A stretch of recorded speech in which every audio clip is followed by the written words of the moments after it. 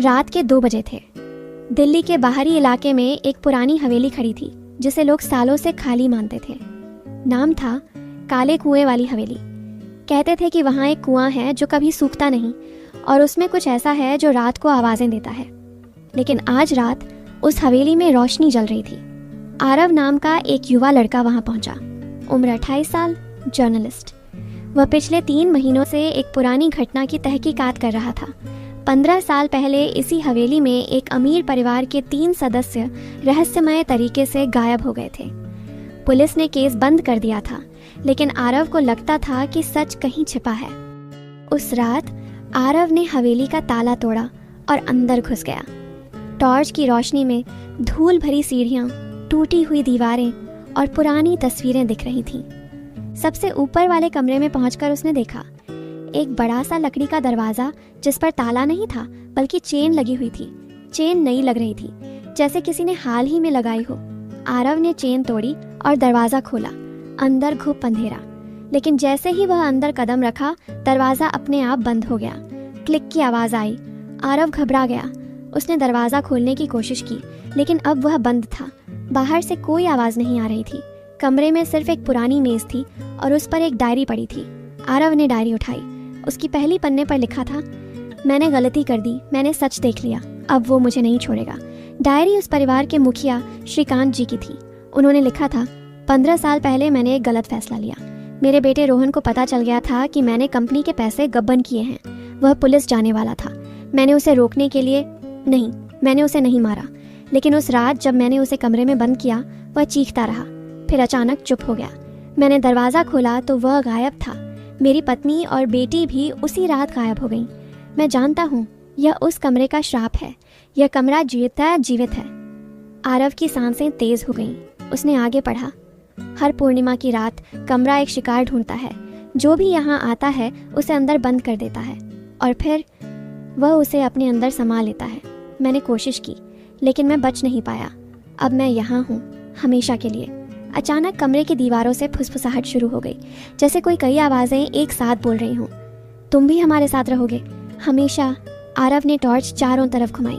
दीवार पर पुरानी तस्वीरें थीं, रोहन, उसकी माँ, बहन, लेकिन उनकी आंखें आरव की तरफ देख रही थीं, जैसे जीवित हों। उसने डायरी फेंक दी और दरवाजे पर जोर जोर से पीटा, लेकिन कोई फायदा नहीं। फिर उसने कमरे में चारों तरफ देखा। एक कोने में छोटा सा शीशा लगा था। उस शीशे में उसकी परछाई नहीं दिख रही थी, बल्कि एक और चेहरा दिख रहा था, रोहन का चेहरा, मुस्कुराता हुआ। तुमने गलती की, आवाज़ आई। तुमने सच ढूंढने आ गए, अब तुम भी हम में शामिल हो जाओगे। आरव पीछे हटा।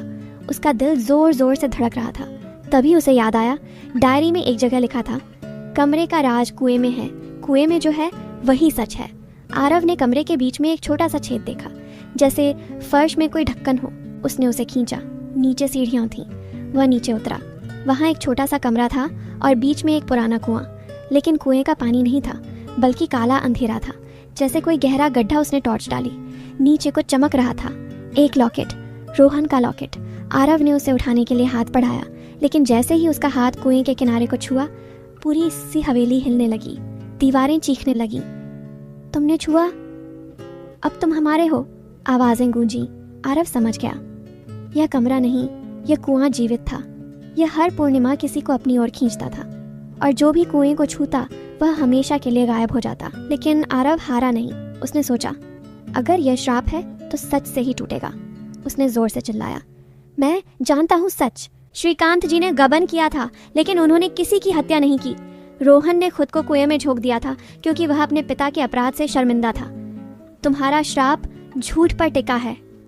अचानक सब शांत हो गया। कुएं से एक ठंडी हवा आई और फिर रोहन की आवाज़ आई, धन्यवाद, अब हम आज़ाद हैं। कमरे का दरवाज़ा अपने आप खुल गया। आरव बाहर भागा। पीछे मुड़कर देखा, हवेली अब सामान्य लग रही थी, जैसे कुछ हुआ ही न हो। अगली सुबह पुलिस आई। आरव ने सब बताया, लेकिन जब वे हवेली में गए तो डायरी गायब थी। कुआं सूखा पड़ा था और ऊपर वाले कमरे में सिर्फ एक पुरानी तस्वीर थी जिसमें परिवार मुस्कुरा रहा था। उनकी आंखें अब शांत थीं। आरव ने उस दिन फैसला किया, वह सच ढूंढता रहेगा, लेकिन अब डर के साथ नहीं, क्योंकि सच कभी कभी अंधेरे से भी ज़्यादा डरावना होता है, लेकिन उसे जानना ज़रूरी है। कहानी ख़त्म, लेकिन सवाल बाकी है क्या आप कभी ऐसी हवेली में जाएंगे जहां दरवाज़ा अपने आप बंद हो जाए और सच आपके सामने आ जाए? दोस्तों, अगर आपको कहानी पसंद आई तो लाइक, शेयर और सब्सक्राइब ज़रूर करें। कमेंट में बताएं, क्या आप सच जानना चाहेंगे या अंधेरे में रहना पसंद करेंगे?